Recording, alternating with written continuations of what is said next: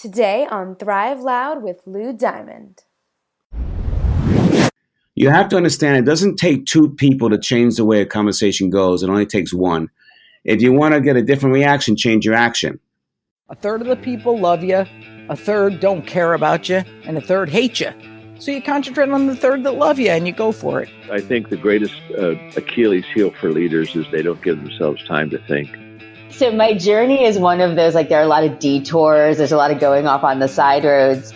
Thrive Out listeners, you're in for a treat. We're here with Jamal Mashburn, Jesse Itzler, the John Maxwell, Jackie the Joke Man Martling, New York Rangers great Mike Richter, Lisa Lampanelli, Mary Carrillo. Oh, how nice. I'm actually going through the practice of being an entrepreneur. Pick yourself up, brush yourself off, and thrive loud. Get ready to thrive loud with Lou Diamond. I love it. Welcome, everyone, to another episode of Thrive Loud with Lou Diamond, connecting you to the most inspiring and amazing people that are thriving each and every day. I'm your host, Lou Diamond. Today on Thrive Loud, we have a man who for over 36 some odd years, that's an odd number, it's an even number to put out there, but it's a good one to shout out. He's excelled at sales and leadership positions, for which he is recognized as the leading sales success expert, and has appeared as a guest on national TV shows on Fox, Bloomberg, C-Suite Network, and many others. He is an in-demand global keynote speaker and highly acclaimed author of Lead, Sell, or Get Out of the Way. His methodology, the Velocity Mindset, provides sales teams with modern approaches on how to capitalize on more opportunities and walk away with more deals in less time.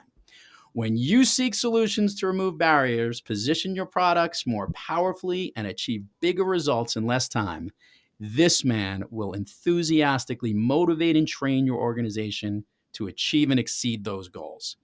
Thrive Loud listeners, I bring you a good friend of mine, Mr. Ron Karr. Ron, how are you today? I'm great, Lou. How are you doing, my friend?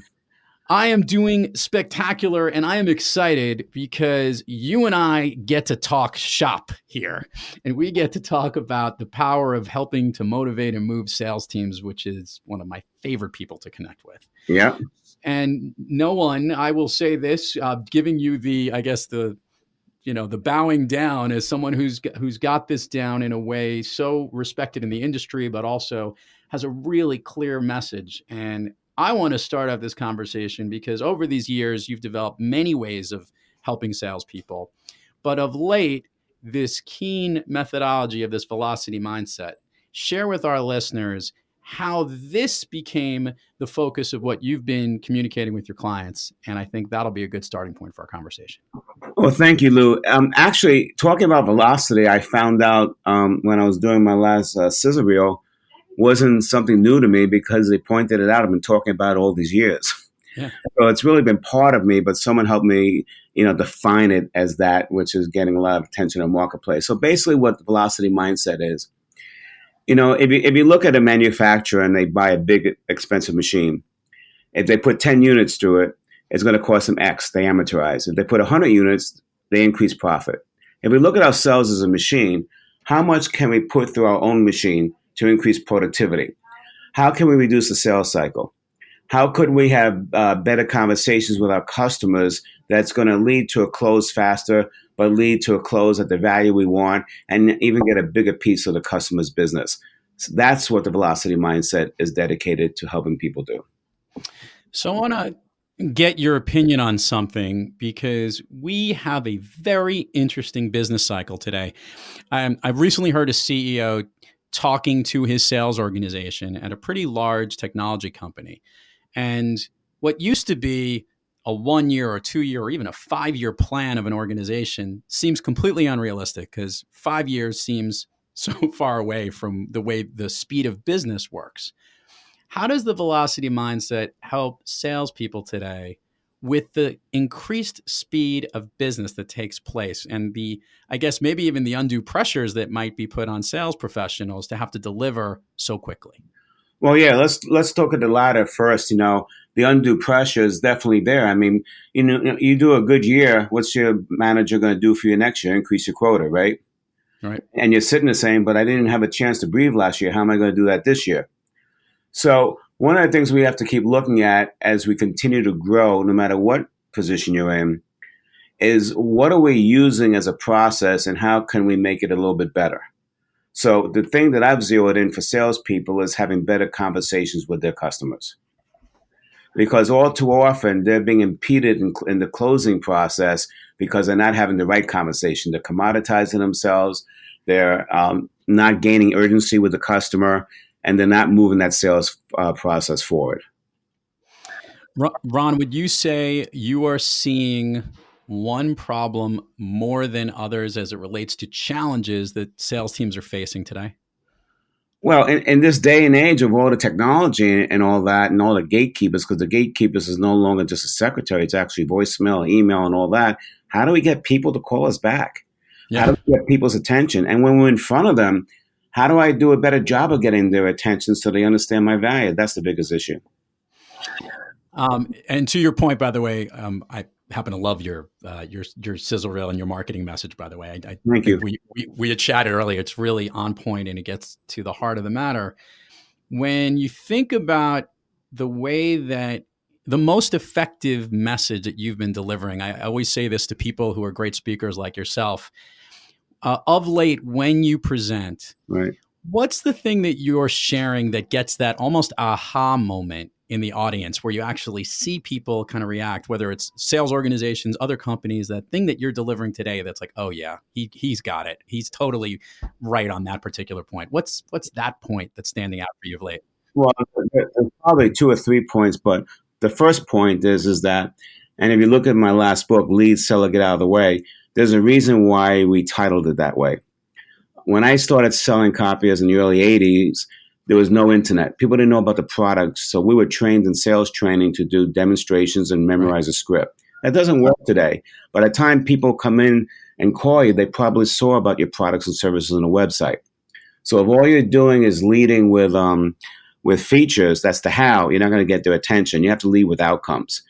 And if you're going to lead with outcomes, the key thing for salespeople and anybody who has to influence people, including teachers, professors, whoever, you have to understand it doesn't take 2 people to change the way a conversation goes. It only takes 1. If you want to get a different reaction, change your action.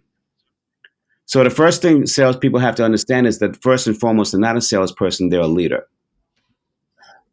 And if I ask an audience, how many of you can't wait to meet the next salesperson when you go into a store is going to bore you to death with 50 things of which 45 don't mean anything to you, no hand goes up. I asked the question, when you have to make a big decision, how many of you would value someone helping you make the right decision? All the hands go up. Well, that's what a leader does. A leader walks people through a process. They're not necessarily trying to sell them. They walk through a process. They're concentrating on the outcomes where people are trying to go before they're even talking about their products and services. So the first thing is act like a leader, not as a salesperson. Hey, Thrive Loud fans. If you're enjoying how Lou is connecting with this guest in this episode, then just imagine how impactful he can be in person. As an international speaker and consultant, Lou Diamond is all about getting organizations to thrive through the power of connecting. To learn more about how you can have Lou speak at your company, your conference, or your event, head on over to loudiamond.net and click the Book Lou Diamond link to learn more. He'll truly get everyone to thrive loud. Okay, back to the show. Give me the other 2. I want to hear where these other aha moments are. Well, and so if you take that premise that that's my job, then the next thing is that then it's the first thing you have to do when you do an email or a voicemail or get in front of somebody is you have to create the environment that's safe for them. So we started this with a big brokerage house because they wanted to reduce their sales cycle from 5 calls down below. And I did some research in the field, and they would knock on homes of retirees, and I would see how they try to develop that quote-unquote relationship, Lou, where they go into a retiree's home and they see all the pictures on the wall and they say, oh, these are grandkids. And then they see about the Bears, or they talk about the Bear game. And I'm looking at the prospects, and even though they're polite because they're Midwesterners, their eyes are rolling. Like, what are you doing here? They didn't get to the issue to 12 minutes because they were developing a social relationship. Today, that's not possible. Today, you need to develop a strong relationship up front. And it's not based on the social niceties. It's based on proving that you can help someone get to where they want to be. So what we discovered for them is saying, look, Instead of spending 12 minutes on this, spend 1 or 2 minutes, get the report. And then say, look, I'm not here about stocks and bonds. I know you got someone who's doing that for you, but there is one question I need to ask you. Would you mind? I said, what? When it comes to your money in the future, what are the 3 things you want your money to provide for you? And Lou, what I started seeing was everybody that was asked this question, there was a change in their brain because their eyes rolled up either to the left or the right. And there was a significant change, and they started giving the 3 things. So as we started doing this, and we actually got their sales cycle down to 3 calls, we had a class in at the headquarters one time of mid-range reps, they're 4 to 7 years, and they asked me, can you do an hour for them? I said, sure. Did the hour, and that night one of the reps called me up and says, I'm sorry to wake you, but I got to talk to you. I tried what you said with 2 widows that I couldn't get to close. I said, what happened? He says, I called him up, and I said, I was remiss. I was only talking to you about the product, stocks and bonds, but I never asked you the most important question. Can I ask you? They said, yes. He asked the question. He got into entirely different conversations to the point where on the phone, one of the widows committed their funds to him, and one committed to another appointment. That's how dramatic it is, and that's velocity, okay? So, go ahead. No, you go. So as neuroscience came out, I started getting the scientific explanation of why this works. So we talk about salespeople have to act like a leader, creating an environment that's safe for prospects and customers. So you know that when you go in to see even an existing customer or prospect, we're an interruption, right? Yep. An interruption to their day, and so all of a sudden the stress goes up. So there's the hormone in our brain called cortisol. And if you take a continuum from 0 to 10, it will break up in 2 parts, 1 to 5 and 6 to 10. 1 to 5 is the area of engagement. If cortisol is not too stretched out, you're getting people engaged. You really want them at 4 and 5 when they're really engaged. Now, the cortisol starts getting a little maxed out to the 6, they stop listening.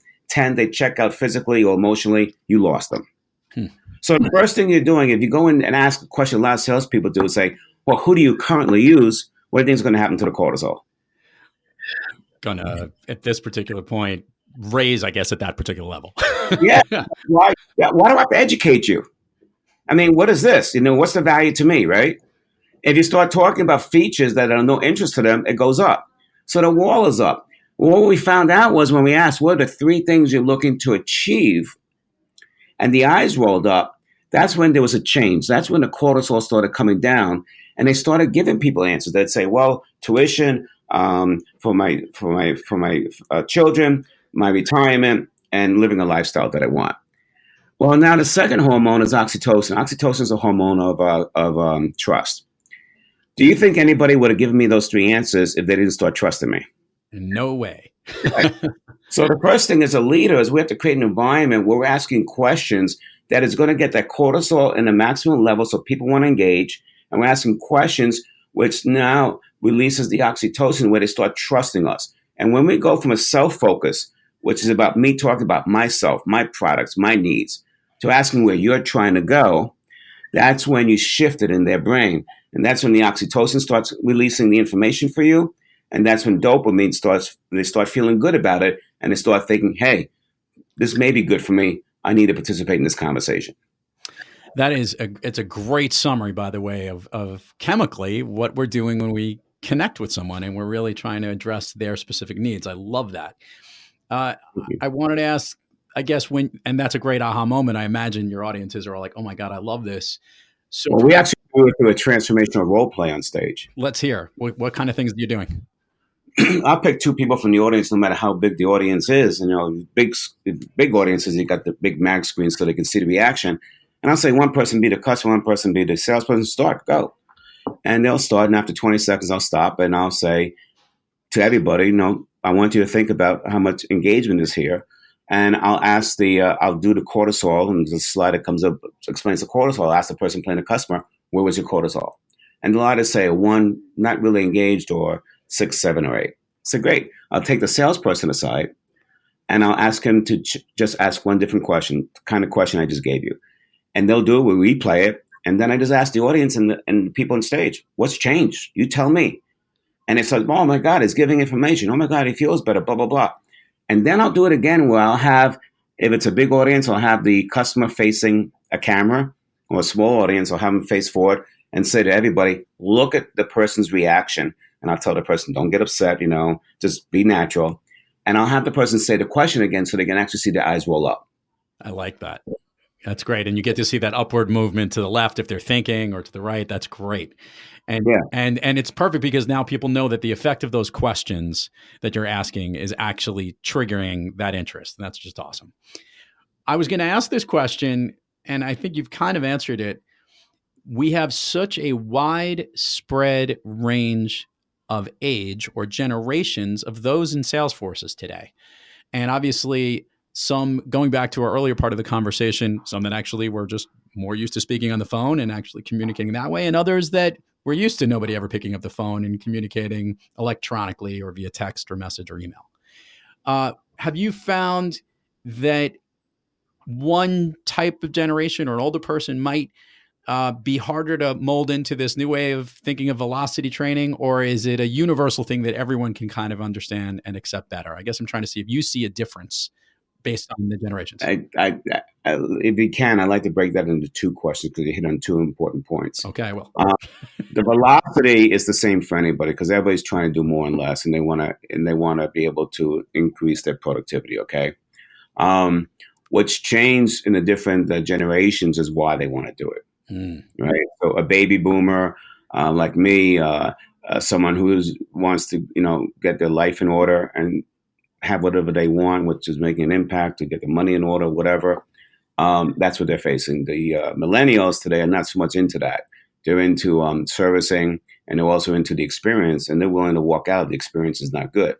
That's why you see stories in sports right now, how coaches are having trouble relating to the younger players. Right. But now there's a different issue. The issue is, what do companies do when they sell to all parts of the spectrum? And my blog for next week, I'm telling you right now, is what it's going to be. It's going to be, why can't you call me? Because, a lot of these, like I'm doing a new CRM system, which I love, but I don't really know. There's certain things I can't figure out. And they will not give you a phone call. They only want to do it by email. Now, the millennials and the Gen Xers love that. I can do email, but if I don't understand it, I don't have time. I want the answer now. And I'm frustrated that they won't give me a way to have a chat to figure it out sooner than later. So my point is, yes, the different generations communicate differently. The millennials will text more often. The Generation X will do email and text. But the baby boomers, of which there are a lot of people making decisions, still want to meet face-to-face. They still want to have that contact verbally. And if you eliminate that because you're just trying to become an all-internet company, you're actually taking velocity away from your ability to sell. That's a great point. I wanted to shift this a little bit to Mr. Ron Karr. Yes, sir. And for someone who is one heck of an advisor, a consultant, a speaker, and obviously a really great thought leader for a long time. But let's talk about you for a second. Every now and then you have an off day. When you have trouble thriving, who or what practice do you seek to get back on the thriving track? Oh, we all get into that. So number one, I have a cadre, including you, of people that I can call, and I help them get me out of the cortisol soup that I'm in, and out of the stress, or have me see things differently that I didn't see, that all of a sudden changes your energy. And then sometimes, which my blog on this week was about, you got to take a time out. Like athletes, if you get into a rut and what you're doing is not working, remove yourself. Go out and do something where you can think more clearly so that you can unleash the creativity to figure out what you can do differently to get a different result. Those are the two things I do. I want to jump into this athlete thing for a second because you and I talk a little bit about sports here, and I wanted to get this. What that point that you made about, the difficulty of the younger generation of athletes and players and the leaders who have to try to connect and communicate with them. And specifically when there's a bridge, coaches who've been coaching or who are closer in age to you and me than, the ones who literally are still in their early 20s. If you were to advise leaders of that organization or any of those sports teams, what's a good way to help try to connect or improve the way that you connect to younger generations like that, whether it's the Yankees or the Knicks or whatever team you want to use as an example? Well, the reality is the key word that you said is connection. The Yankees made a change in managers because Joe Girardi, who was very successful, 10 years, was of an older disciplinarian type, and they felt like they needed a younger person who might be able to connect better. In the blog this week about the tension that I mentioned, I referenced Brandon Steiner's new book, Living on Purpose, and he shares a story where the Washington men's basketball team in 2018 was doing great. They were 18-6, but then they lost 3 in a row. And on the day of the third loss, Brandon was watching a game, and he saw that even at halftime when they had the lead, the players were despondent. So he called up the coach, who he knew personally, and said, "Hey, do you want my advice?" And he goes, "Yeah, you're my mentor. Stop looking at film. Take them out. Go watch a movie. Take them to a movie and have pizza and forget about it." Well, they did that, and the next practice was very crisp and very on target. Why? Because they were getting mired in the negativity of the 3 losses, that they didn't have a chance to step back and look at what good was really happening. So regardless of what the age group is, we have to, as leaders, we have to take the pulse of our audiences, and we have to understand when they're getting too tight, how do I release the tension for them? When they don't have enough focus, how can I get them focused? And that's important, and especially for the younger people, that's what they really look for. When you and I were teenagers, coaches would beat people up, and curse at them. That was okay. Today you go to jail for that. Right. So basically, it's really good. The same advice you'd give to yourself on how you can get thriving is to take a time out, to take a step away from it. It's a great bit of advice, and sometimes we all need to do that. Yeah. Ron, let's do the admin part of the show here. Provide for all the listeners, all the places people can find you, websites, social media, everywhere Ron Karr is. It'll be in the show notes, but it always sounds better when they hear it from you. Okay, so first of all, we have to understand my name is spelled Karr, no C, because many people get that wrong. So the website is ronkarr.com, and we're on Twitter under the handle of Ron Karr. We're on YouTube under the handle of Ron Karr 1, because someone else took it before me. We'll take care of them soon. We're going to have them eliminated just to get you can get it. No, I'm just kidding. LinkedIn is Ron Karr. And then Instagram is Ro Karr without the N. So basically, if you type in Ron Karr on any of your favorite social mediums, you'll find me at some point. But it's got to be spelled RONKARR. And the velocity message is at ronkarr.com, and they have that 2.5-minute video you spoke about. And if they want to read about the questions that they should be asking, they can go to Amazon and get a good deal on lead, sell, or get out of the way. Perfect. We will provide links to all of that and make sure people know exactly how to get that. All right. So Ron, now we're going to have some fun. Okay. So my standard question, which we wrap up every show with, which I think you're familiar with, is I want the listeners to learn what your all-time favorite movie is. Right.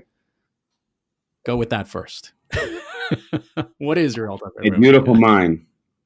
Okay. And why is that movie your favorite? What do you like a lot about it? Well, there was a line in there that stuck with me since 2001 when I saw that Russell Crowe said was playing the famous mathematician, John Forbes Nash. And today it's even more relevant. He made the statement that says, math will solve 80% of all problems on the earth. So then I start thinking about the relevancy of today's marketplace and what are people relying on? Sabermetrics, right? Yeah. Analytics, right? And as a matter of fact, when do we go too far to the data? And so I find like managers now can't even manage using their gut. It's all about the data. But this is not going to give you 100%. It's going to give you 80%. You still got to look at the mood of people. You got to see, are they in the zone? You got to see if they have any impediments. And that's what I feel like as salespeople and managers in our companies, we don't take the time to do. We have to take the time to assess the overall environment around the individual. And when we see something out of kilter, how can we add to that? So I do believe metrics, funnels and all that stuff is really important, but you also got to look at the other information. So that line just stayed with me. It was a beautiful movie. And it's one movie that stays in my mind all the time. I like it. So now I'm going to go a direction that I don't think you were prepared for, but I think you're going to have a good answer. At the time of recording this, it is the beginning of the Major League Baseball season. And rumor has it that you're a pretty big Yankees fan. Is this not true? That is correct. Okay. So out of the years you've been on this planet, is there one particular Yankees team that it was your favorite? It may not have been, they may have been the best, or they were the one you rooted for the most, but was there one particular team that you connected with the most? Yeah, it was a team that won the 3 world championships from 98 to 2000. And the reason why I say that is because there weren't that many superstars in that team. You had some really good players, but everybody contributed. They'd be down 2-0 in a playoff game, and all of a sudden, Scott Brosius hits a home run. He may have hit 10 the whole year, but now he comes up clutch. The same thing with Tino Martinez. So they were all in it together. They all contributed. And that's what life is today about. You can't be a lone ranger anymore. It's all about the team. So that's the one team that stays with me. I'll say this, Ron, that unfortunately I root for the other team in town, and they haven't had quite the same amount of the same amount of wins or the amount of success you'd expect out of a baseball team in the city. And during that run, obviously in 2000, as you know, the Yankees beat the Mets. But the year before, the 1999 team, who was amazing, and they ended up beating the Braves in the World Series, that even I was watching that team play, and I remember pulling back and saying, kind of like these guys. For exactly the reason you just said. There were, nothing exceptional superstars except for the best closer in baseball history. But who did it start with? It started with Joe Torre, the leader. Yep. No, without a doubt. And a good point, Joe, who was a former player, but significantly older than the average age of that team, really knew how to, I guess, he earned the respect, but also knew how to relate to them in some way that, made him a Hall of Fame manager. And one of the things that he did in 96 when they were losing to the Braves in the World Series, I think that was the first year they won the World Series. Steinbrenner at that time, when it was in his heyday, they were down 2-0 in the World Series, and he's like all over Joe, and Joe just sits there calmly and says, "Hey, we got this. Just trust me." And Steinbrenner looked at him like he was nuts, but they did. But he acted as a calming force for the clubhouse. And I think the listeners here have had the lovely pleasure of getting to hear Ron Karr, who is the calming voice for so many companies out there, and obviously the message you deliver. And I am so honored to have had you on Thrive Loud, my friend. And I'm honored to be on the show. Thank you so much, Lou. What you're doing for the world is really important. So please keep on keeping to impact the world. The world needs it. Much appreciated. And to all our Thrive Out listeners out there, thank you for joining us. And until next time, keep thriving onward and upward. And remember, be brief, be bright, be gone. Because the best result would come from everyone in the group doing what's best for himself and the group. You've been listening to Thrive Loud with Lou Diamond, you lucky person you. As long as you're not a weirdo, make sure to subscribe on iTunes, Overcast, or wherever you get your podcasts. Please, I'm begging you, we're really cool. Also, follow us on Twitter, Facebook, and Instagram. Come on, I know you all have those social media platforms and you use them on the daily. If not, find us on the web at thriveloud.com. It was nice thriving with you, and see you next time.